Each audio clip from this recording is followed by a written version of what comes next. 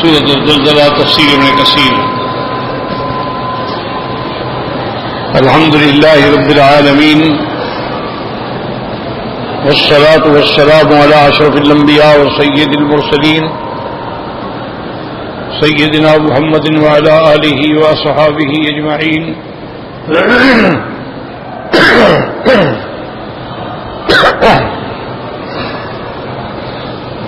اللهم صل على سيدنا محمد وعلى آل سيدنا محمد كما صليت على إبراهيم وعلى آل إبراهيم في العالمين إنك حميد مجيد۔ أعوذ بالله من الشيطان الرجيم، بسم الله الرحمن الرحيم۔ إذا زلزلت الأرض زلزالها وأخرجت الأرض أثقالها وقال الإنسان ما لها يومئذ تحدث أخبارها بأن ربك أوحى لها يومئذ يصدر الناس أشتاتا ليروا أعمالهم فمن يعمل مثقال ذرة خيرا يره ومن يعمل مثقال ذرة شرا يره۔ قال المؤلف والمفسر رحمه الله تعالى أدام النفع بعلومه وعلومكم في الدارين آمين، إلى أن قال الترمذي حدثنا محمد بن موسى الجويني البصري قال حدثنا حسن بن مسلم العجلي قال حدثنا ثابت قال الإمام أحمد رحمة الله عليه حدثنا أبو عبد الرحمن قال حدثنا سعيد قال حدثنا عياش بن عباس عن عيسى بن هلال الصدفي أن عبد الله بن عمرو قال أتى رجل إلى رسول الله صلى الله عليه وسلم فقال أقرئني يا رسول الله صلى الله عليه وسلم، قالوا اقرأ ثلاثا من ذوات الراء، فقال له الرجل كبر سني واشتد قلبي وغلظ لساني، قال فقرأ من ذوات حاميم، فقال مثل مقالته الأولى، فقال اقرأ ثلاثا من المصبحات، فقال مثل مقالته، فقال الرجل ولكني أقرأني يا رسول الله صلى الله عليه وسلم سورة جامعة فأقرأه إذا زلزلت الأرض زلزالها حتى إذا فرغ منها قال الرجل والذي بعثك بالحق نبيا لا أزيد عليها أبدا، ثم أدبر الرجل فقال رسول الله صلى الله عليه وسلم أفلح الرويهل، ثم قال علي به وجاءه فقال له أمرت يوم الأضحى جعله الله عبدا لهذه الأمة، فقال له الرجل أرأيت إن لم أجد إلا منية أنصى فأضحي بها، قال لا ولكنك تأخذ من شعرك وتقلم أظفارك وتكس شاربك وتهلك عارضك، وذاك تمام أضحيتك عند الله عز وجل۔ وأخرجه أبو داود والنسائي من حديث أبي عبد الرحمن المقري به۔ اس حدیث مبارک میں ہے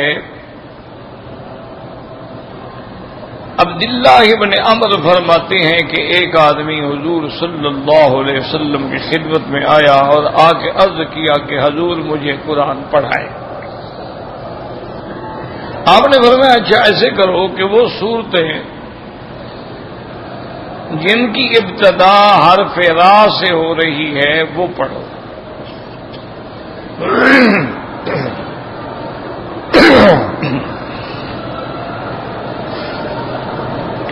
تو اس آدمی نے کہا کہ حضور میرا عمر زیادہ ہو گئی ہے اور اب دل بھی میرا سخت ہے، میری زبان بھی بھاری ہے، اب میں ایسے تو نہیں پڑھ سکتا۔ تو آپ نے فرمایا کہ اچھا ایسے کرو کہ تم ذوات حامیم، جن صورتوں کے اول میں حامیم ہے ان کو کہتے ہیں ذوات حامیم، تو وہ پڑھو۔ اس نے کہا حضور میں وہ بھی نہیں پڑھ سکتا، وہ بھی بہت لمبی صورتیں اور میرا بڑھاپا ہے، میں یاد ہی نہیں کر سکتا۔ حضور صلی اللہ علیہ وسلم نے فرمایا کہ چلو 3 صورتیں تم مسبحات میں سے پڑھو، یعنی جن کی ابتدا میں تسبیح کا ذکر ہے، سبح للہ یسبح، ان کو مسبحات کہتے ہیں، اور جن کے اول میں حامیم حامیم تنزیل الکتاب حامیم عین سین کا، تو ان کو ذوات حوامیم کہتے ہیں۔ انہوں نے کہا حضور میں وہ بھی نہیں پڑھ سکتا، آپ تو مجھے کوئی ایک ایسی صورت پڑھا دیں جو ہر مسئلے میں جامع ہو۔ تو حضور صلی اللہ علیہ وسلم نے اس کو پھر یہی صورت پڑھائی، اذا زلزلت الارض زلزالہا، آخر تک۔ جب حضور پاک نے یہ صورت اس کو پڑھا دی اور فارغ ہو گئے تو اس بندے نے کہا کہ والذی بعثک بالحق، محمد مصطفیٰ صلی اللہ علیہ وسلم، جس ذات نے آپ کو حق دے کے بھیجا ہے نا، بس میں انشاءاللہ اسی پہ قائم رہوں گا، نہ بڑھاؤں گا اور نہ گھٹاؤں گا۔ ثم ادبر الرجل، اس کے بعد لوٹ کے چلا گیا۔ حضور صلی اللہ علیہ وسلم نے فرمایا کہ افلح الرویحل افلح الرویحل افلح الرویحل، وہ جانے والا کامیاب ہو گیا، کامیاب ہو گیا، کہ اگر اسی صورت پر بھی اس کا پورا عمل ہو گیا تو کامیاب ہو۔ لیکن حضور نے فرمایا کہ علیہ ابھی، اس کو واپس بلاؤ میرے پاس۔ فجاءه فقال له امرت بيوم الاضحى جعله الله عيدا لهذه الامه، آپ نے فرمایا کہ یوم الاضحى جو ہے یعنی عید الضحیٰ کا دن جو ہے، اللہ نے اس کو اس امت کے لیے عید بنایا ہے۔ یاد رکھو کہ اسلام کے اندر جو ہے نا، جن چیزوں کا ثبوت ملتا ہے قرآن میں، حدیث میں، عمل رسول میں، عمل صحابہ میں، اللہ نے یہ 2 عیدیں ہیں، ایک عید الفطر ہے اور ایک عید الاضحیٰ ہے۔ عید الفطر جو ہے رمضان کے آخر میں، اور عید الاضحیٰ جو ہے انشاءاللہ وہ حج کے آخر میں کہ 9 تاریخ کو وقوف ہوگا اور 10 کو عید ہوگی۔ تو یہ 2 عیدیں ہیں جن کا ذکر قرآن و حدیث میں۔ اس کے علاوہ جتنی اعیاد بنائی گئی ہیں کہ یہ عید میلاد ہے اور یہ عید نوروز ہے اور یہ عید غدیر خم ہے، یہ عید بابا شجاع الدین ہے اور یہ عید فلان ہے، یہ سارے بدعات ہیں، محدثات ہیں جن کا قرآن و حدیث سے کوئی تعلق نہیں، اور نہ اس پہ کبھی حضور پاک نے اور نہ صحابہ رضوان اللہ علیہم اجمعین نے عمل کیا ہے۔ یہ بعد میں لوگ آتے گئے اور حالات کے مطابق یہ چیزیں بنتی گئیں، پھر جو چیز ایک دفعہ بن جائے نا پھر رواج بڑھ جاتا ہے، پھر اس پر قوم عادی ہو جاتی ہے، ورنہ آیات ہی۔ تو حضور نے فرمایا کہ اللہ نے ہمیں ایسی عید دی ہے میری امت کے لیے کہ یوم الاضحیٰ جو ہے یہ عید ہے میری امت کی، تو اس دن لازمی آدمی کو قربانی کرنی چاہیے، یعنی جو آدمی صاحب نصاب ہیں، زکوٰۃ دینے والے ہیں، یا اس کے علاوہ بھی علماء فرماتے ہیں اس کے بعد اپنے ضروریات زندگی کے علاوہ بھی کچھ پیسہ گھر میں موجود ہے تو اس کو قربانی کرنی چاہیے، کیونکہ یہ یوم الاضحیٰ کی جو قربانی ہے یہ سنت ابیکم ابراہیم، سیدنا ابراہیم علیہ السلام کی سنت ہے، اور اس کے بعد پھر تمام انبیاء نے، حتیٰ کہ میرے مدنی محمد مصطفیٰ صلی اللہ علیہ وسلم نے بھی عمل فرمایا ہے۔ اور قربانی جو ہے وہ اپنے گھر کے ہر بندے کی طرف سے ہوتی ہے، جو گھر کا بڑا ہے وہ اپنی بھی قربانی دے گا، بیوی بچے اور ان کی بھی قربانی دے گا۔ اس کے علاوہ اگر آپ چاہتے ہیں مثلا اپنے کسی رشتہ دار کے نام پہ قربانی کریں تو وہ بھی جائز ہے، یاد رکھو۔ مثلا بعض لوگ جو ہیں وہ حضور صلی اللہ علیہ وسلم کے نام سے بھی قربانی کرتے ہیں، بالکل جائز ہے۔ اور سیدنا علی رضی اللہ تعالی عنہ بھی حضور کے نام سے قربانی کرتے تھے، کیونکہ یہ علماء کا اتفاق ہے کہ عبادات مالیہ ہیں یا عبادات بدنیہ ہیں، اگر تم کسی دوسرے کے لیے کرو گے تو اس کو اللہ ثواب عطا فرمائے اور تمہیں بھی اللہ ثواب عطا فرمائے۔ مثلا آپ نے 2 رکعت نفل پڑھ کے کسی کو بخش دیا ہے، اس کو بھی اللہ ثواب دیں گے اور آپ کو بھی ثواب دیں گے۔ اگر آپ نے قرآن پاک کی تلاوت کر کے کہا کہ یا اللہ اس کا ثواب میرے فلاں فلاں رشتے دار کو ملے، اللہ عطا فرماتے ہیں۔ اسی طریقے سے اگر آپ نے صدقہ کیا ہے، خیرات کی ہے، قربانی کی ہے، ان سب چیزوں کا ثواب جو ہے اللہ تعالیٰ ان کو عطا فرماتے ہیں۔ بلکہ حدیث مبارک میں یہ بھی آیا ہے کہ ہر مسلمان اس کے جو اقارب ارحام رشتے دار فوت ہو گئے ہیں، والد ہیں، والدہ ہیں، چچے ہیں، نانا نانی، دادا دادی، وہ سب تمہارے خیرات کے اور تحفے کے منتظر ہوتے ہیں، تو ان کے لیے کچھ نہ کچھ پڑھ کے بخشا کرو تاکہ اللہ تبارک و تعالیٰ ان کے درجات کو بلند فرمائے۔ اللہ تبارک و تعالیٰ اگر ان پر کوئی مشکل ہے، ان پر کوئی مصیبت ہے تو اللہ آسان فرما دیں گے۔ حتیٰ کہ ایک روایت ہے، روایت تو اسرائیلی ہے، اسرائیلیات میں سے ہے، لیکن قرآن و حدیث کے مخالف نہ ہو تو علماء قبول کرتے ہیں۔ تو وہ یہ ہے کہ ایک آدمی نے اپنی بیوی کو وصیت کی کہ بھئی میں تو جاہل رہ گیا، میں تو نہیں پڑھ سکا، لیکن میرا یہ بچہ جو ہے نا چھوٹا، یہ جب اس قابل ہو جائے تو اس کو تم نے قرآن ضرور پڑھانا، اور کوئی علم پڑھے نہ پڑھے لیکن قرآن اس کو ضرور پڑھانا۔ تو بیوی نے کہا کہ ٹھیک ہے۔ اچھا، بہرحال وہ بندہ جو تھا وہ فوت ہو گیا۔ اس کے مرنے کے کچھ عرصے کے بعد اس کی بیوی جو ہے جب عدت سے فارغ ہوئی تو اپنے بیٹے کو لے کر مسجد میں گئی مولوی صاحب کی خدمت میں کہ میرے بیٹے کو قرآن پڑھایا کر۔ انہوں نے کہا بیٹی ٹھیک ہے، بچے کو بٹھا دو اور اس ٹائم پہ بھیج دیا کرو اور اس ٹائم پہ لے جایا کرو، جو کہ یہ چھوٹا بچہ ہے۔ تو مولوی صاحب نے جب اس کو بٹھلایا اور اس کو بعد الف بے شروع کرائی اور حتیٰ کہ پڑھتے پڑھتے جب وہ بسم اللہ الرحمن الرحیم پہ پہنچا اور بچے نے بھی پڑھا بسم اللہ الرحمن الرحیم، تو اللہ نے فرمایا کہ ملائکۃ العذاب، میرے فرشتے جو اس لڑکے کے باپ کی قبر پہ عذاب کرے، عذاب اٹھا لو۔ اب میری رحمت کو حیا آتی ہے کہ اس کا بیٹا قرآن پڑھے اور اس کے باپ کو عذاب دے۔ تو اس لیے ایک بہت بڑی نعمت ہوتی ہے جن کے والدین اپنی اولاد کو قرآن پڑھا دیتے ہیں۔ اسی لیے حکم ہے کہ ولد صالح یدعو لہ، تو اس کی دعاؤں سے، اس کے قرآن پڑھنے سے، اور کتنے خوش نصیب ہیں وہ والدین جن کی اولادیں قرآن کی حافظ بن جاتی ہیں، قرآن پورا اپنے سینے کے اندر محفوظ کر لیتی ہیں، اور پھر ہر رمضان میں کھڑے ہو کے تراویح میں قرآن سناتے ہیں، تو ان کے والدین کو اللہ تبارک و تعالیٰ بہت بڑا اجر عطا فرماتے ہیں۔ اسی طرح تاریخ میں ایک واقعہ آتا ہے کہ ایک ہندو تھا، اس کی لڑکی جو تھی نا جی، وہ ایک ساتھ کے ہمسایوں کے گھر میں جاتی تھی اور وہ مسلمان تھے اور صحیح مسلمان تھے۔ وہ جب ان کے گھر میں جا کے دیکھتی کہ عورتیں وضو کر رہی ہیں اور پھر عورتیں نماز پڑھ رہی ہیں، پھر عورتیں کوئی کتاب کھول کے بیٹھتی ہیں وہ پڑھ رہی ہیں، تو اس کو بڑا خوشی ہوتی کہ پتہ نہیں کر کیا رہے لیکن ہے کوئی اچھی چیز، تو وہ بھی ان کے ساتھ جا کے بیٹھ جاتی۔ حتیٰ کہ اس نے پوچھا کہ اماں جان اتنا عرصہ ہو گیا ہے یہ کیا ہے؟ انہوں نے کہا بیٹی تم ہندو ہو، تمہارا باپ بھی ہندو ہے اور متعصب ہندو ہے، ہم مسلمان ہیں، ہمسائے ہو تمہارے تو ہم تمہارا خیال رکھتے ہیں۔ اور انہوں نے کہا بس آپ ایک چیز کو چھوڑے، آپ مجھے بتائیں اسلام کہتا کیا ہے؟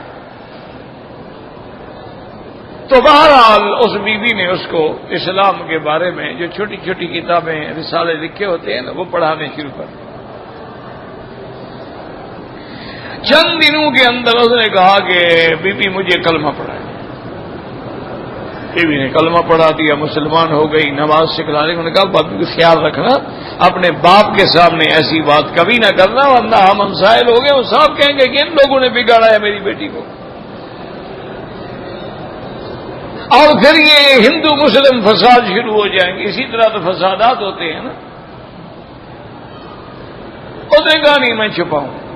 تو وہ لڑکی چھپ کے نمازیں بھی پڑھتی رہی، قرآن بھی پڑھتی رہی، لیکن ایک دن اس کے باپ نے دیکھ لیا.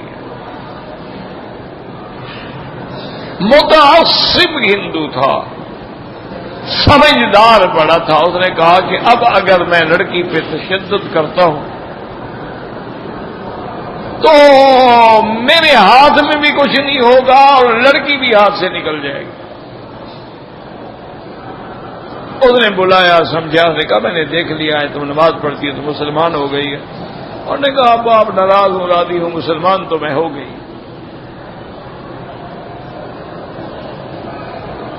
اس کے باپ نے ایک بات نوٹ کی کہ یہ لڑکی جو ہے نا، یہ کوئی کام بھی کرے، روٹی پکانا شروع کرے تو بسم اللہ الرحمن الرحیم،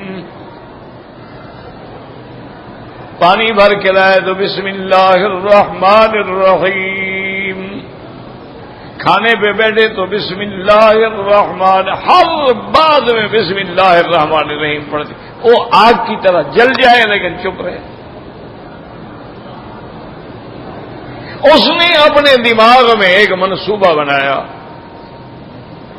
اس نے کہا کوئی ایسا حل کروں کہ لاٹھی بھی سانپ بھی بھر جائے اور لاٹھی بھی نہ ٹوٹے.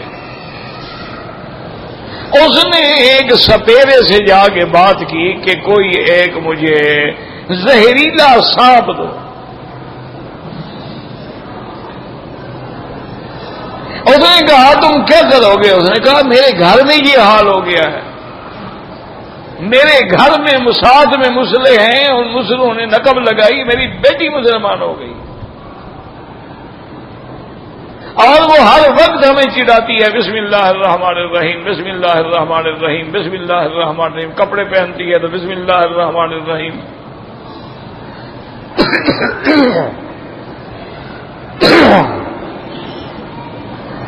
اور نے کہا ایک خوبصورت لکڑی کی صندوق چی لے آؤ، اس کے اندر اس سانپ کو رکھو اور وہ رات کو تم 10-12 بجے آ کے آواز دینا، میں آؤں گا تو وہ صندوق کی مجھے دے دینا، باقی اگلا کام جو ہے میں پھر کروں. اور نے کہا ٹھیک ہے. اس نے اپنے پیسے لے لیے، جو بھی ہوگا کیا، انہوں نے تو پیسے کمانے ہوتے ہیں. اس نے ایک بڑی خوبصورت سی صندوق جی میں وہ سانپ رکھوایا، اس کو بند کیا. رات کو اس نے آواز دی، وہ گیا اور صندوق چی لے کے آیا اور بیٹی کو اٹھایا کہ بیٹی اٹھو، یہ ایک میرا دوست ہے، اس کے زیورات ہیں، بڑے قیمتی اس کے جواہر ہیں، اس نے امانت رکھی ہے، یہ لے جاؤ اور کسی بڑی صندوق میں محفوظ کر کے رکھ دو، لیکن کسی کو بتانا نہیں کیا ہے، بڑی قیمتی چیز ہے. کہا بسم اللہ الرحمن الرحیم، جا کے صندوق کی رکھ دی. وہاں بھی بڑی صندوق کھولی تو بسم اللہ الرحمن الرحیم.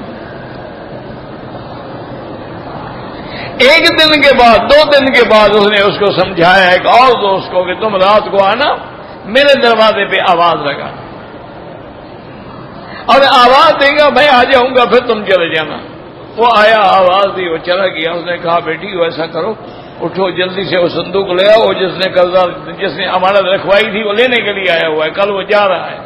انہوں نے کہا ٹھیک ہے. ہو گئی. اس نے بسم اللہ الرحمن الرحیم صندوق کھول کے اٹھائی، چھوٹی سی صندوق تھی،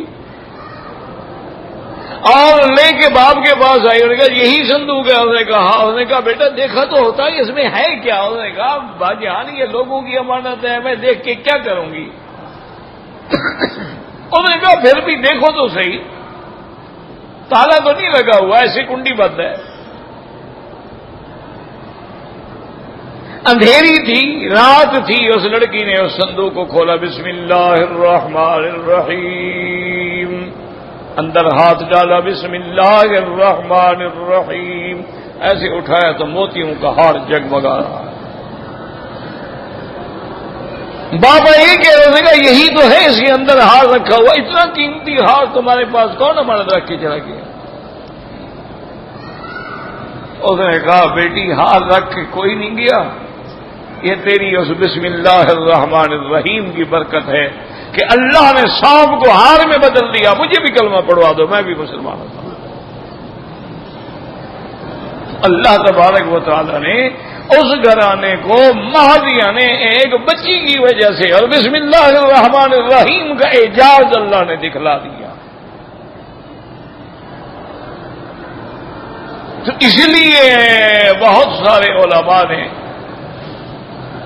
اور بہت سارے اولیاء اللہ نے بھی اپنی کتابوں میں لکھا ہے کہ جس کے رزق میں برکت نہ ہوتی ہو، کاروبار میں برکت نہ ہوتی ہو، نقصان آ رہے ہوں، اس کو چاہیے کہ وہ بھی بسم اللہ الرحمن الرحیم کم از کم ایک تسبیح روز پڑھے، اور ہر کم کی ابتدا جو ہے بسم اللہ الرحمن الرحیم سے کیا۔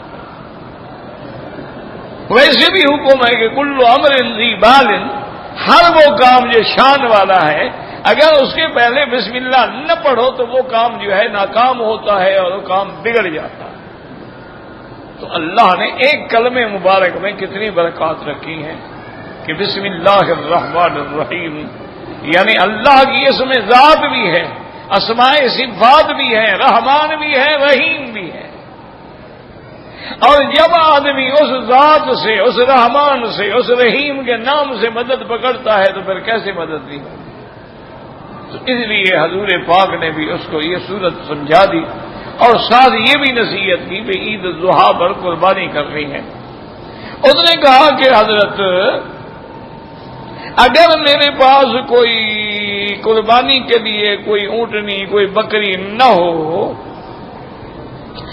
ماں سوائے اس کے کہ کوئی نر نہیں ہے، صرف مادہ ہے، تو کیا وہ بچے والی اس ذبح کا اپنے فرمایا اس کو ذبح نہ کرنا، لیکن یہ کرو کہ تاخذ من شعرکا، تم اپنے بال بھی، اپنے ناخن بھی، مونچھیں بھی، اپنے بدن کو صاف کرو، بس گویا کہ تم عید کی تیاری کے لیے یعنی اپنا بدن بھی صاف کرو، اپنے ناخن بھی کاٹو، اپنے بال بھی بناؤ اور غسل کرو اور نماز، بس اسی میں اللہ تیری قربانی قبول فرما لے گا۔ اگر تمہارے پاس ایک چیز نہیں ہے اور ایک ایسا منیہ ہے کہ جو بیچاری بکری ہے، بچوں والی ہے، بکری ہے دودھ دے رہی ہے، تو باقی بچے تو نہ محروم ہو جائیں۔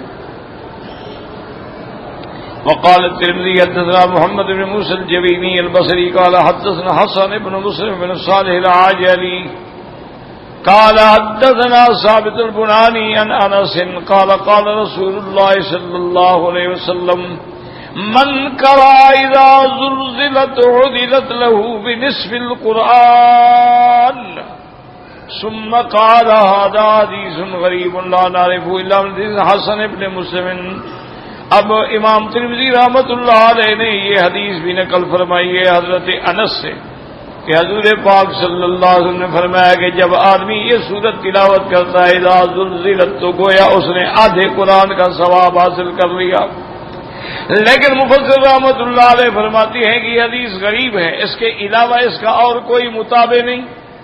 وقد رواه البزار محمد بن موسى الجويني عن حسن بن ثابت قال قال رسول الله صلى الله عليه وسلم قل هو الله احد، یہ سورج جو ہے تعدل ثلث القرآن، یہ گویا تیسرا حصہ قرآن کے پڑھنے کا ثواب ہوتا ہے۔ وَإِذَا زُلْزِلَتْ، یہ تعدل ربع القرآن، یہ قرآن کے چوتھے حصے کے برابر ہے۔ هذا لفظ وقاضي ايضا حدثنا علي بن حجر قال حدثنا يزيد بن هارون قال حدثنا امام بن ادراني قال حدثنا طارق قال قال رسول الله اذا زلزلت تعدل نصف القرآن وقل هو الله احد تعدل ثلث القرآن وقل يا ايها الكافرون تعدل ربع القرآن ثم قال غريب لا نعرف الا من المغيرة۔ اس حدیث میں آیا ہے کہ اگر کوئی سورت اذا زلزلہ پڑھے تو اس کو آدھے قرآن کا ثواب ملتا ہے، اور اگر سورت اخلاص کو لو اللہ احد پڑھے تو اس کو تیسرے حصہ قرآن کا ثواب ملتا ہے۔ اگر قل یا ایھا الکافرون پڑھے تو اس کو گویا کہ ربع قرآن کا ثواب ملتا ہے۔ یاد رکھیں اس کو کہتے ہیں الحاق الادنی بالاعلی، قرآن پورا پڑھنا اور 3 دفعہ کل پڑھنا، یہ تو آدمی 5 منٹ میں پڑھ لے گا، پورے قرآن پڑھنے کے لیے تو 20 گھنٹے چاہیے۔ لیکن اس کے برابر ہو جانے کا معنی یہی ہوتا ہے کہ کبھی کبھی ادنا کو اعلیٰ سے ملا دیا جاتا ہے تو اس کی شان بلند ہو جاتی ہے، اور بعض علماء نے فرمایا چونکہ قرآن پاک کے مسائل مہمہ کیا ہے، توحید ہے، قیامت ہے، رسالت ہے، تو جب اس نے قل هو اللہ احد پڑھا تو گویا ایک توحید والا مسئلہ تو آ گیا، زیادہ سلسل قرآن کے برابر۔ قل یا ایھا الکافرون میں چونکہ برات من المشرکین ہے تو لہٰذا اس کو چوتھے حصے کے برابر ثواب مل گیا۔ اور اگر قیامت کا ذکر آ گیا تو اس کو اللہ پاک نے چونکہ قیامت پر ایمان لانے سے ہی سارے اعمال کی اصلاح ہوتی ہے۔ جن بندوں کا قیامت پر ایمان ہی نہ ہو، مرنے پر ایمان ہی نہ ہو، اٹھنے پر ایمان ہی نہ ہو، وہ کیوں اعمال صالحہ کرے؟ ان کے لیے تو بس یہی دنیا جنت ہے نا، کھاؤ پیو عیش کرو اور مر جاؤ۔ یہ تو حلال اور حرام کا فرق وہ کرتا ہے جس کو خیال ہے کہ قیامت ہوگی، حساب ہوگا، میزان ہوگا، پل صراط سے گزرنا ہوگا، اللہ کی دربار میں پیش ہونا ہوگا، تو وہ ڈرتا ہے کہ بھی میں کوئی غلط کام جو ہے نہ کروں۔ تو اس لیے علماء فرماتے ہیں کہ الحاق الادنی بالاعلی۔ وقال ايضا حدثنا عقبة بن مكرم الأمي البصري قال حدثني ابي فديك قال اخبرني سلمة بن وردان عن انس بن مالك رضي الله تعالى عنه قال قال رسول الله صلى الله عليه وسلم قال لمن صحابي هل تزوجت يا فلان قال لا والله يا رسول الله صلى الله عليه وسلم ولا عندي ما اتزوج قال أليس معك قل هو الله أحد قال بلى قال ثلث القرآن قال أليس معك إذا جاء نصر الله الفتح قال بلى قال ربع القرآن قال أليس معك قل يا أيها الكافرون قال بلى قال ربع القرآن قال أليس معك إذا زلزلت الأرض قال بلى قال ربع القرآن تزوج ثم قال هذا حديث حسن تفرد بهن ثلاثهن الترمذي لم يرون غيره من اصحاب الكتب۔ اس حدیث مبارک میں آتا ہے حضرت انس بن مالک رضی اللہ تعالیٰ عنہ فرماتے ہیں کہ حضور پاک نے ایک آدمی سے فرمایا، ایک صحابی سے، کہ تم نے شادی کی ہے؟ اس نے کہا نہیں یا رسول اللہ۔ ہاں، اس نے کہا حضرت میں شادی کس چیز سے کروں، میرے پاس تو کچھ ہے ہی نہیں، نہ مال نہ دولت نہ گھر نہ در، تو میں کہاں سے شادی کروں؟ آپ نے فرمایا آپ کے پاس قرآن ہے؟ قل هو اللہ کہتے ہیں یہ سلسل قرآن ہے۔ قل یا ایھا الکافرون تمہیں آتی ہو؟ ہاں یا رسول بھی آتی ہے، یہ بھی رب القرآن ہے۔ اور نے فرمایا اذا جاء نصر اللہ، ہاں یا رسول یہ سورۃ یاد ہے، یہ بھی رب القرآن ہے۔ میں کہا کہ حضور نے فرمایا اچھا اذا زلزلت بھی آتی ہے؟ نے کہا ہاں یا فرمایا نصر کو تمہارے پاس اتنی قرآن کی نعمت ہے، تم تو بہت بڑے غنی ہو، شادی کرو۔ اس حدیث مبارک میں تو یہ واقعہ ہے۔ ایک حدیث مبارک اور ہے جو سیاہ ستہ میں بھی ہے، وہ حدیث مبارک یہ ہے کہ ایک عورت آئی حضور کی خدمت میں اور اس نے کہا کہ یا رسول اللہ میں اپنے آپ کو آپ کے لیے ہبہ کرتی ہوں، میں آپ سے نکاح کرنے کے لیے آئی۔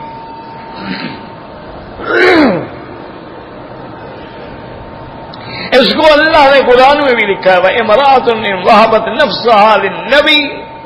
اگر کوئی عورت آ کر اپنا آپ پیش کر دے اللہ کے پیغمبر کو، اللہ کے پیغمبر قبول کر لیں، اللہ نے فرمایا آپ کے لیے یہ بھی جائز،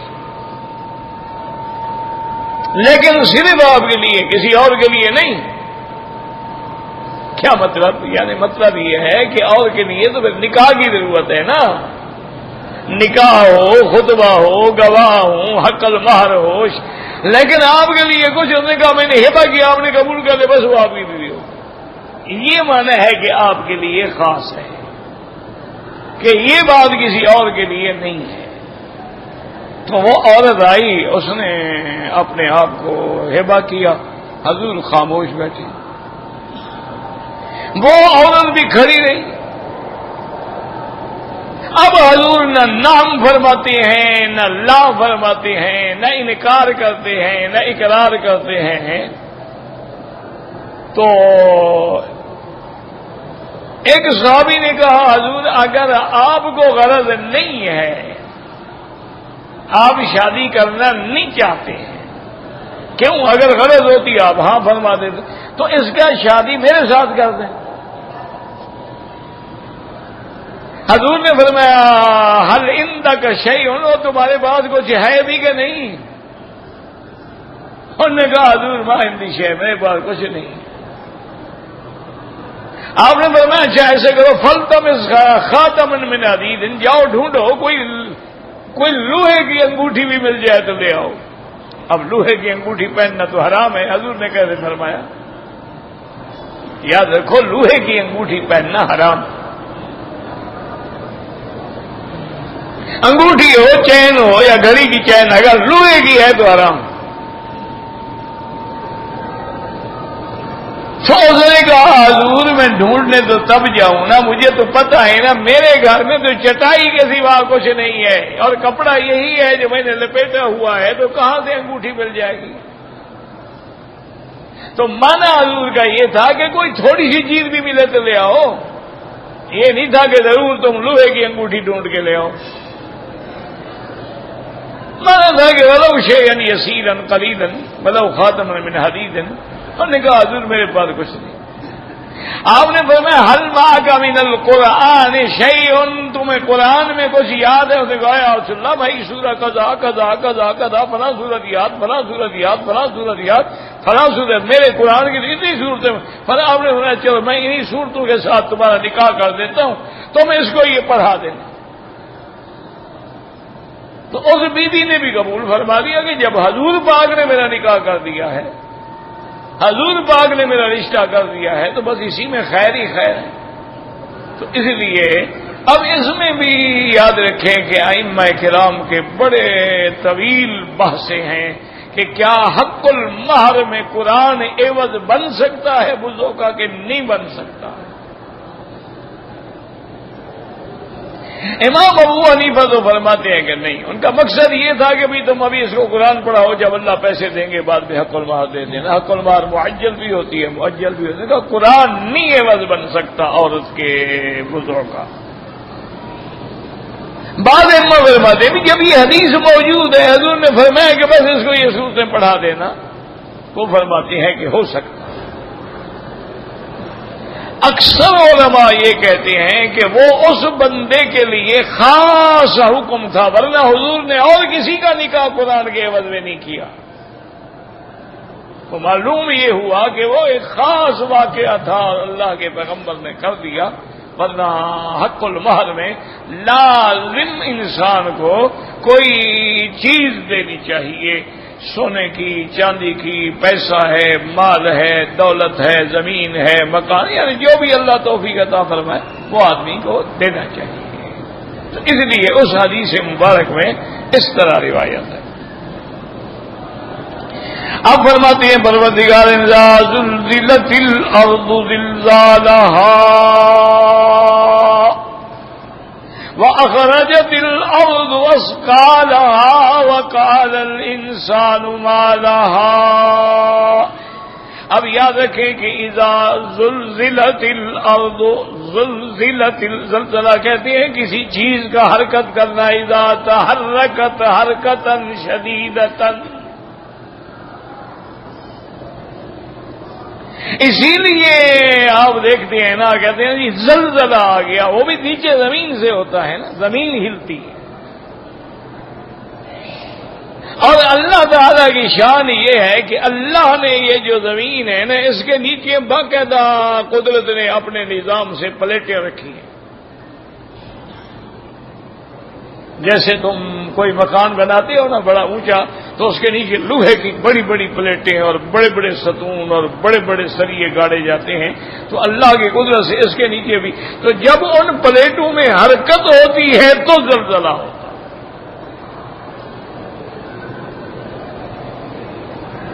اور زلزلہ جو ہے یاد رکھو ہمیشہ نیچے سے ہوگا،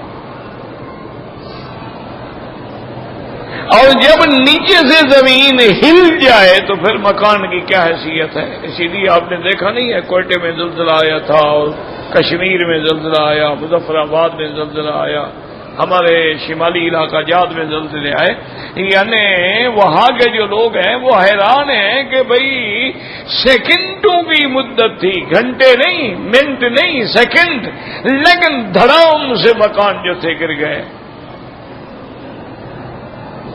اور پہاڑ جو تھے وہ بھی اپنی جگہ سے سرک گئے، ان نے بھی جگہ بدل دی۔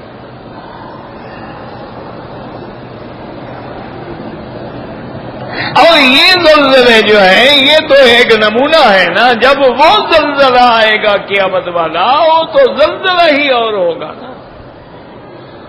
یہ تو ایک نمونہ ہے نا، اللہ دکھاتے ہیں کہ ایسے زلزلے ہوتے ہیں، لیکن جب وہ زلزلہ ہوگا جس کا ہم قرآن میں پڑھ رہے ہیں کہ یا ایھا الناس اتقوا ربکم ان زلزلۃ الساعۃ شیء عظیم یوم ترونها تذهل كل مرضعة عما أرضعت وتضع كل ذات حمل حملها وترى الناس سكارى وما هم بسكارى۔ اللہ فرماتے ہیں ایمان والو اپنے رب سے ڈرو اس زلزلے سے جو بہت بڑا عظیم زلزلہ ہے۔ اس زلزلے کا اثر یہ ہوگا کہ دودھ پلانے والی ماں اپنے بچے کو بھول جائے گی، حاملہ عورتوں کے حمل گر جائیں گے، اور لوگ ایسے بیٹھے ہوں گے جیسے نشے میں بیٹھے ہوں، اس دہشت سے، اس رعب سے، اس عذاب سے دماغ اڑ جائیں گے۔ وما هم بسکارى ولكن عذاب اللہ شدید، نشہ نہیں ہوگا، اللہ کا عذاب بڑا سخت۔ اسی طرح اللہ تبارک و تعالی نے قرآن پاک میں کئی مقامات میں فرمایا السماء انشقت، آسمان پھٹ جائیں گے، زمینیں پھیل جائیں گی۔ اسی طرح فرماتے والقت ما فیہا وتخلت، اور زمین کے اندر جو کچھ ہے وہ باہر پھینک دے گی۔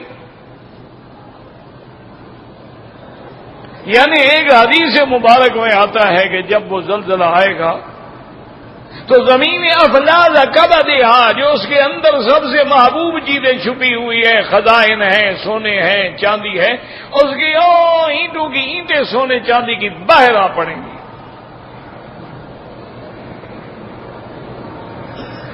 اور عالم یہ ہوگا کہ اس زلزلے کی شدت کی وجہ سے کسی کو طاقت بھی نہیں ہوگی کہ وہ سونے چاندی کو ہاتھ لگائے، بلکہ اس وقت ڈاکو کہے گا اسی لیے میں نے ڈاکہ مارا تھا، آج جو پڑا ہوا ہے اس کو ہاتھ بھی کوئی نہیں لگاتا، اسی لیے میرا ہاتھ کٹا تھا، اسی لیے میں نے ظلم کیا تھا۔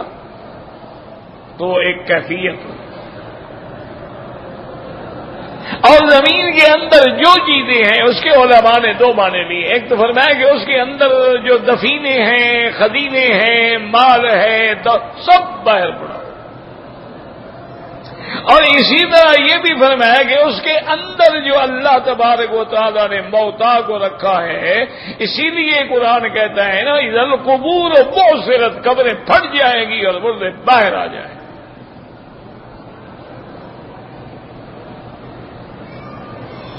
اسی لیے اللہ تبارک و تعالی نے انسان اور جن جو ہے ان کو ثقلین کہا ہے، ثقلین۔ ثقلین ان کو کیوں کہا جاتا ہے کہ یہ گویا کہ زمین کے اوپر بوجھ ہیں، جب تک زندہ ہے انسان یا جن زمین کے اوپر بوجھ ہے، مرنے کے بعد زمین کے اندر بوجھ ہے، اللہ اس سب بوجھ کو پھر باہر نکال دے۔ اسی لیے سنفرغ لکم ایھا الثقلان، ثقلان ثقل سے ہے، یاد رکھو بوجھ۔ تو آدمی جب زندہ ہے تو گویا زمین پہ بوجھ، مر گیا تو قبر کے اندر بوجھ ہے، اور جب قیامت آئے گی تو سب کچھ نکال کے باہر پھینک دیا جائے گا۔ اب یاد رکھو کہ یہاں مفسرین نے دو قول ذکر کیے ہیں، اچھی طرح یاد رکھ لیں کہ یہ اذا زلزلت الارض زلزالها یہ نفخہ اولا ہے یا نفخہ ثانیہ ہے؟ یاد رکھیں چونکہ دو نفخات ہوں گے، ایک دفعہ سور پھونکا جائے گا، وَنُفِخَ فِي الصُّورِ فَصَعِقَ مَن فِي السَّمَاوَاتِ وَمَن فِي الْأَرْضِ إِلَّا مَن شَاءَ اللَّهُ۔ اللہ کے حکم سے جب سور پھونکا جائے گا سب زمین آسمان میں جو مخلوق ہے سب فنا.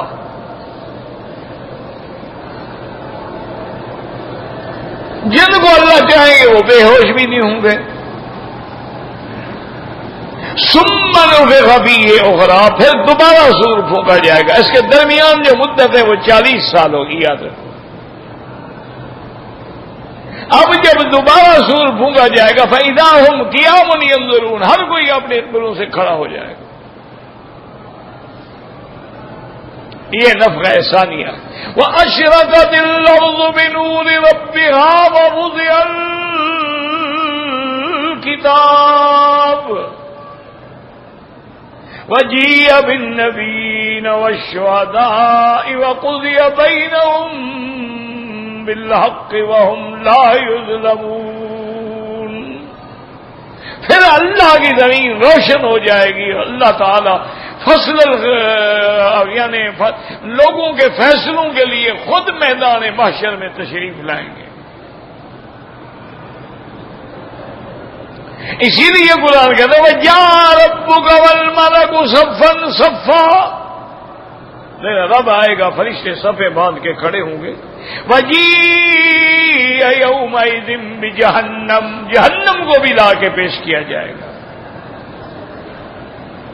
تو بعض علماء کہتے ہیں اذا زلزلت الارض زلزالها، اس سے مراد نفخہ اولا ہے کہ اس کے بعد ہر چیز باہر آ پڑے گی.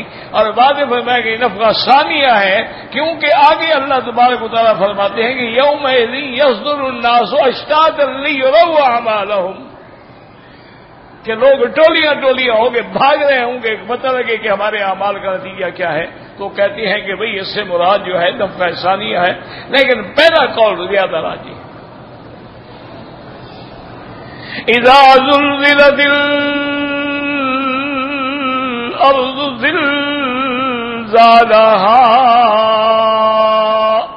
عرب میں ایک شاعر گزرے ہیں، بہت بڑا شاعر تھا، وہ مانا ہوا عرب کا. اس نے ایک شعر لکھا تھا جس میں کہا تھا اذا زلزلت الارض زلزالا، زلزالا مصدر اس نے پیش کیا تھا. جب اللہ کا قرآن اترا کہ اذا زلزلت الارض زلزالها اضافت کی گئی ارض کی طرف، جب اس نے سنا تو کہنے لگا واللہ اس جیسا فصیح کلام میں نے دنیا میں نہیں سنا ہے. صرف اسی ایک لفظ کو دیکھ کے کلمہ پڑھ کے مسلمان اسلام. انہوں نے کہا اچھا میں تو زلزالن لکھتا رہا نا، اصل تو کمال اس کا ہے نا جسے اس کو نسبت کی ہے زمین کی طرف. اذا زلزلت الارض زلزالها، اس کی نسبت اضافت کی گئی ہے تو اصل فصاحت کلام تو یہ ہے. لہذا میں اسلام لاتا ہوں. اس نے کلمہ پڑھ لیا. اور اسی طرح یاد رکھیں کہ حرف اذا جو ہے یہ کبھی ظرفیہ ہوتا ہے اور کبھی شرطیہ ہوتا ہے.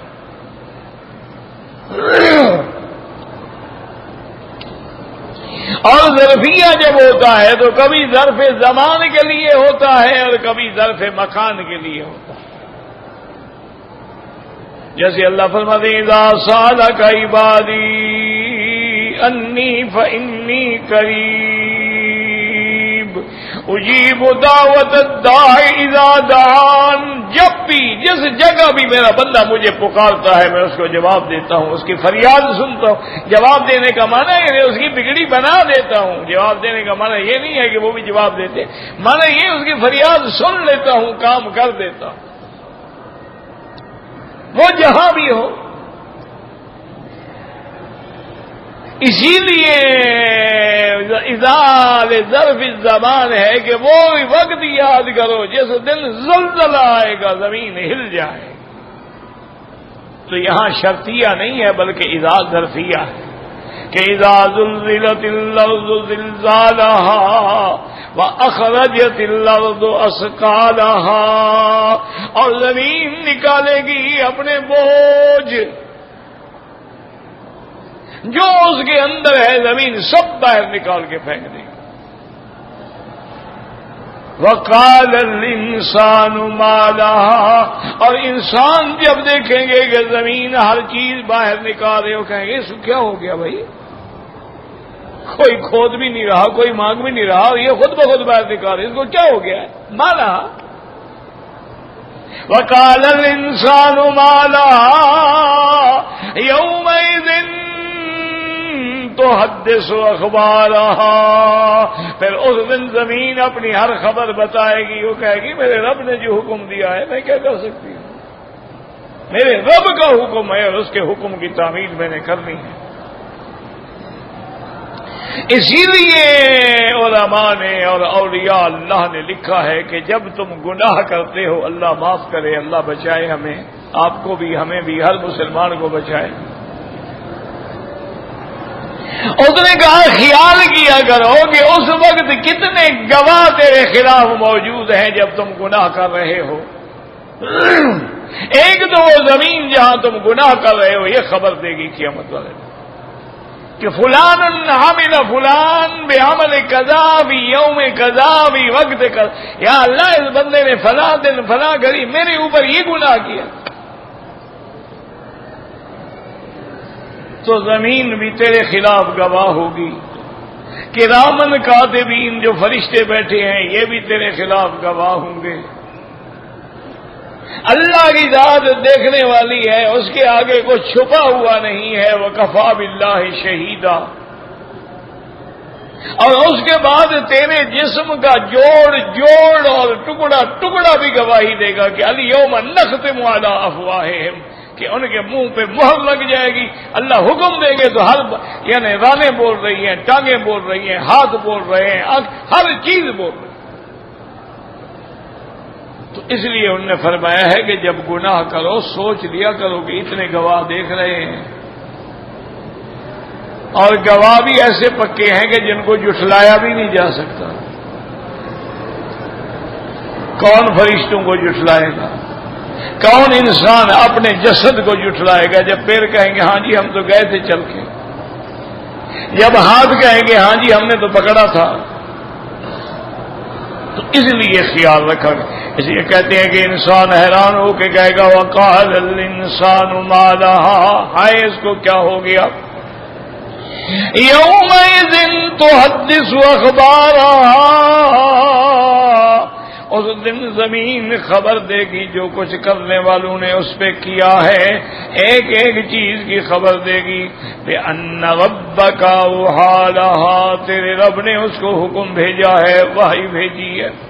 يَوْمَئِذٍ يَصْدُرُ النَّاسُ أَشْتَاتًا لِيُرَوْا أَعْمَالَهُمْ، وہ اس دن جب قبروں سے نکلنے کے بعد آپ دیکھیں گے میرے محبوب کہ لوگ جو ہیں مختلف قسمیں، مختلف جماعتیں جو ہیں کیسے کیسے میدان حساب سے آ رہی ہیں، کوئی ان میں سعید ہے، کوئی ان میں شقی ہے، کوئی کامیاب ہے، کوئی ناکام ہے، کوئی جنت والا، اس لیے اشتاتاً مختلف انواع ہیں۔ فَمَن يَعْمَلْ مِثْقَالَ ذَرَّةٍ خَيْرًا يَرَهُ، میرے مدنی جس بندے نے دنیا میں کوئی ذرے کے برابر بھی کسی کے ساتھ بھلائی کی ہے تو قیامت میں اس کو اس کا بدلہ ملے گا۔ فَمَن يَعْمَلْ مِثْقَالَ ذَرَّةٍ شَرًّا يَرَهُ، اور اگر اس نے دنیا میں کوئی چیز تھوڑے سے ذرے کے برابر بھی کوئی برائی کی ہے تو وہ بھی اپنے آنکھوں سے دیکھ لے گا، کیا مانا یعنی اس کا بدلہ ملے گا، اس کا عمل کا بدلہ ملے گا۔ لیکن اللہ کی رحمت دیکھیں، نیک عمل پہ 10 گنا بھی ملے گا، 700 گنا بھی ملے گا، 1,00,000 بھی ملے گا، لیکن گناہ ایک کا ایک ہوگا۔ اس لیے حضرت ابن عباس فرماتے تھے وہ شخص برباد ہو گیا کہ جس کے افراد اشرات پہ غالب آ گئے کہ گناہ ایک لکھا گیا، نیکیاں تیری 10 لکھی گئی، پھر بھی تیرے گناہ بڑھ گئے، تو منع یہ ہے کہ پھر تم برباد ہو گئے اور ہلاک ہو گئے۔ اسی اللہ نے فرمایا فَمَن يَعْمَلْ مِثْقَالَ ذَرَّةٍ خَيْرًا يَرَهُ وَمَن يَعْمَلْ مِثْقَالَ ذَرَّةٍ شَرًّا يَرَهُ واللہ اعلم۔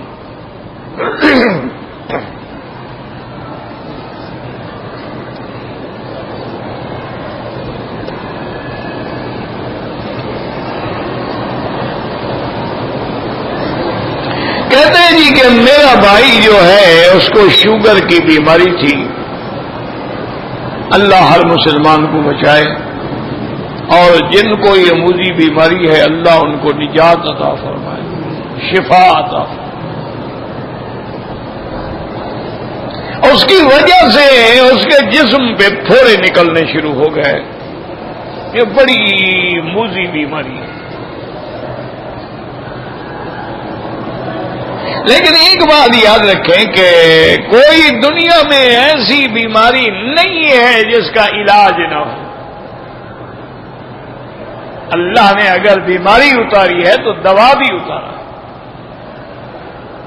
سب سے پہلا دوا تو ماء زمزم ہے، اس کو یقین کے ساتھ پیا کرو، لیکن یقین کامل کے ساتھ۔ تو جب جس بات کو حضور پاک نے فرمایا ہو کہ ماء زمزم شفا، یہ شفا ہے، طعام و طعم و شفا و سقم، تو اس میں شک کافر کو ہو سکتا ہے، مسلمان کو تو نہیں ہو سکتا۔ ایک دوسرا ایک بڑا آسان اور سہل نسخہ ہے شوگر کا، میں آپ کو بتا دوں، اور یہ نسخہ جو ہے یہ کسی حکیم کا نہیں ہے، بلکہ ایک بہت بڑے اولیاء اللہ گزرے ہیں، ان کا نسخہ ہے۔ ان کو بھی کسی نے خواب میں ہدیہ کیا۔ وہ نسخہ یہ ہے جی کہ آپ ایک بوتل عرق گلاب لے لیں، لیکن شرط یہ ہے کہ عرق گلاب خالص ہو۔ اس پر 300 دفعہ درود شریف نماز والا پڑھ کے دم کر دیں، بوتل رکھ لیں۔ صبح و شام ایک چمچ جو ہے وہ چائے والا نہیں، چاول کھانے والا چمچ جو ہے، ایک چمچ لے کر بسم اللہ پڑھ کے 11 دفعہ درود پڑھ کے دم کریں اور پی لیں، اسی طرح رات کو پی لیں۔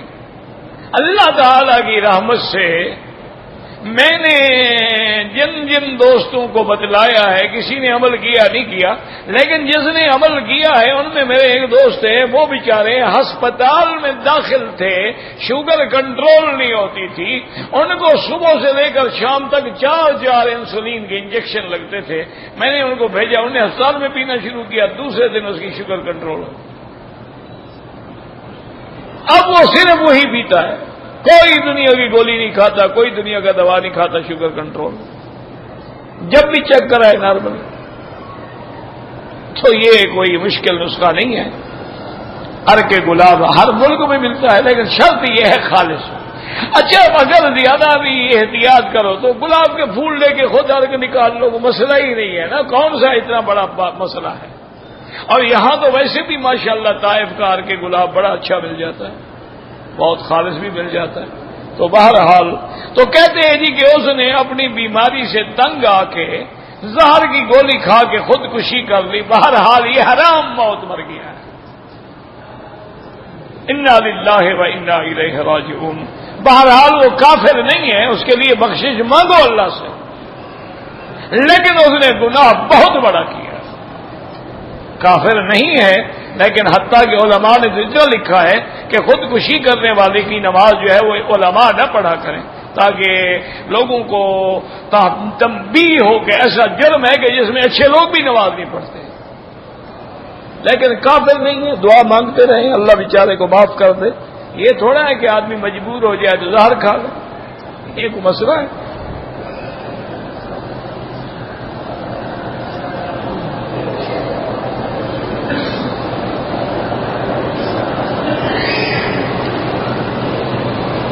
کہتے جی کہ میرا بیٹا ریاض میں ہے، اس نے ہمیں عمرے اور حج کے لیے 3 مہینوں کے ویزے پہ بلوایا ہے۔ میرے والدین فوت ہو گئے ہیں، میں ان کے لیے عمرہ کرنا چاہتا ہوں۔ بالکل کر سکتے ہیں، کوئی منع نہیں، حج بھی کر سکتے ہیں، عمرہ بھی کر سکتے ہیں۔ اور طریقہ کیا ہے کہ جب عمرہ کریں بس یہی دعا کر لیں کہ یا اللہ میرے اس عمل کا، عمرے کا ثواب میرے والد کو، لیکن عمرہ ایک کے لیے ہوگا، والد کے لیے الگ، والدہ کے لیے الگ۔ یہ نہیں کہ ایک عمرہ دونوں کے لیے کر لو، یہ نہیں ہوگا۔ اگر آدمی ٹیلی ویژن پر یا موبائل میں قرآن کی آیت سنے سجدے کی تو سجدہ ضروری نہیں ہوتا. شوال میں اگر کسی نے عمرہ کر لیا ہے وہ حج قران کر سکتا ہے؟ بالکل نہیں کر سکتا. اللہ کے بندے، قران کا معنی میقات سے عمرے اور حج دونوں کی نیت ملا کے کرے کہ لبیک بحجۃ و عمرۃ، اور احرام باندھ کے آئے، پھر اسی احرام میں رہے، حج کے بعد کھولے گا. یہ تھوڑا ہے کہ عمرہ کر لیا، اب عمرہ کر لیا فارغ ہو گئے، قران کیسے ہوگا؟ قران کا معنی ہی یہ ہے کہ دو چیزوں کو ملانا. اسی لیے آپ نکاح کو کہتے ہیں نا عقد قران، وہاں بھی میاں بیوی مل گئے نا، تو اس لیے اس کو قران کہا جاتا ہے کہ جب اپنے میقات پہ آئے وہاں سے نیت ہی دونوں کی کریں. اور امام ابو حنیفہ رحمۃ اللہ علیہ کے نزدیک تو افضل حج قران ہے. وہ کہتے ہیں چونکہ حضور پاک نے حج قران کیا صلی اللہ علیہ وسلم. اچھا، بعض ائمہ فرماتے ہیں کہ قران صرف وہ کر سکتا ہے جو قربانی کی بکری بھی ساتھ لے کے آئے. جو ساتھ نہ لے آئے وہ نہیں کر سکتا. لیکن حنفی مسلک میں ساتھ لائے یا کوئی اور لے آئے ہو سکتا ہے. تو بہرحال اب آپ نے عمرہ کر کے احرام کھول دی، اب قران نہیں کر سکتا. ہاں، ایک طریقہ ہے اپنے ملک واپس چلے جاؤ، وہاں سے جب آؤ گے تو قران باندھ لینا. ابھی آپ نے عمرہ کیا ہے نا، اب گھر چلے جاؤ.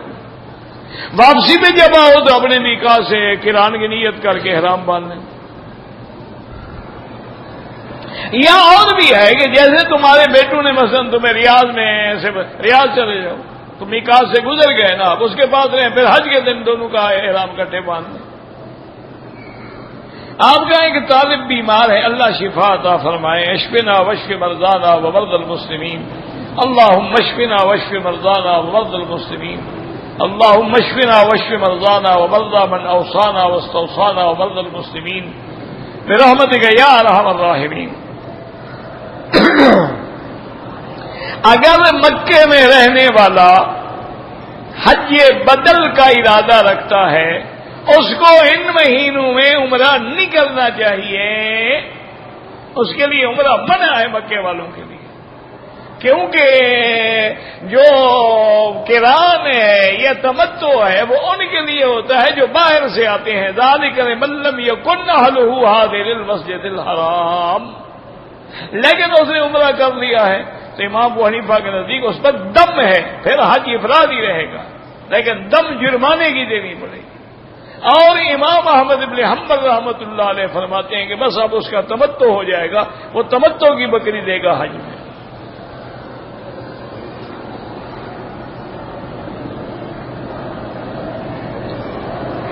اگر میں مکے میں رہنے والا ہوں، مدینہ منورہ جاتا ہوں زیارت کے لیے، تو واپسی میں عمرہ بالکل میقات ہے، عمرہ کرنا لازمی ہے. کوئی مجبوری ہے، کوئی اور ڈیوٹی ہے، کوئی کام ہے، ورنہ عمرہ ضروری ہے. ہر حال میں آپ میقات کے ادھر جا رہے ہیں.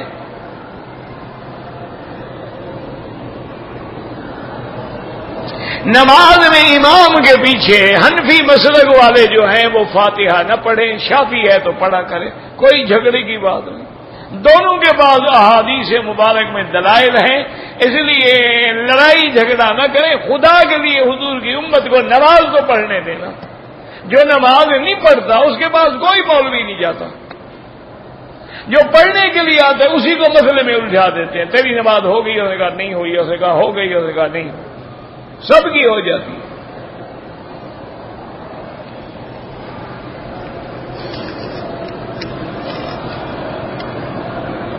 کہتے ہیں جی کہ کوئی ایسا وظیفہ بتا دیں کہ دنیا کی محبت دل سے نکل جائے. دنیا میں رہنا ہے تو کیسے نکل جائے؟ تم خود دنیا سے نکل جاؤ، محبت بھی نکل جائے گی. دنیا سے نکل جاؤ، جب مر جاؤ گے محبت ختم. ورنہ جب تک آدمی زندہ ہے لا یملأ فا ابن آدم الا التراب، اس کا منہ تو بھر ہی نہیں سکتا مگر مٹی قبر کی بھرے گی. اور دنیا سے ناطہ جوڑنا ہے تو پھر حضور کی محبت اور کثرت درود شریف کا، بس وہ ساری محبت ہے وہ حضور کے لیے منتقل کر دو. کہ حضور کی ذات جو ہے وہ دنیا، دولت، اہل، اولاد، عیال، ماں، باپ بھی سب سے پیاری. اس لیے حضور کہتے ہیں لا یؤمن احدکم، تم اس وقت تک مومن بھی نہیں ہو جب ساری کائنات سے میں زیادہ محبت میں نہ ہوں.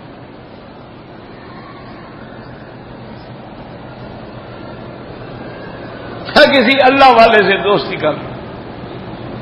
ایک بزرگ کے پاس ایک بندہ گیا، کہنے کا حضرت مجھے آپ سے بڑی محبت ہے، میں آپ سے دوستی کرنا چاہتا ہوں. انہوں نے فرمایا پھر بھوک مرنے کے لیے تیار ہو جاؤ. انہوں نے کہا جی کیوں؟ انہوں نے کہا اللہ اپنے بندوں کو تو بھوکھا رکھتے ہیں، پیسے تو کافروں کو ملتے ہیں، پیسے تو فرعون قارون کو ملتے ہیں. موسیٰ علیہ السلام کے پاس کون سی دولت تھی؟ ہارون علیہ السلام کے پاس کون سی دولت تھی؟ اللہ چاہے تو دے دے، ورنہ نظام اس کا یہی ہے کہ جو اس کا بن جاتا ہے دنیا اسے روٹ جاتی.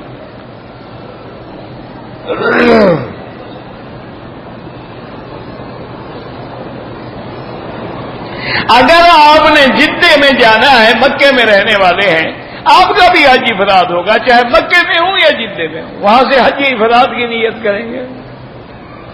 اگر عمرہ کریں گے تو دم پڑ جائے گی. حنفی مسلک میں دم جبر ہے اور باقی ائمہ کے نزدیک دم تمتع ہے.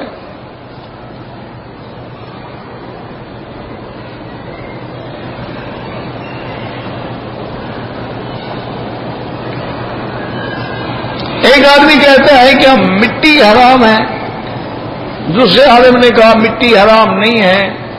مجھے نہیں پتا کیا مطلب ہے آپ، مجھے سمجھ نہیں آئی کہ مٹی حرام، مٹی کھانی ہے آپ نے. ہاں کیا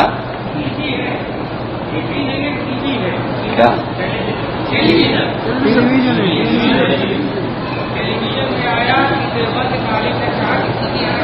ٹی وی؟ ہاں تو اس کا استعمال حرام ہے، ٹھیک ہے. اگر غلط چیز دیکھو گے حرام ہے، اچھی چیز دیکھو گے جائز ہے.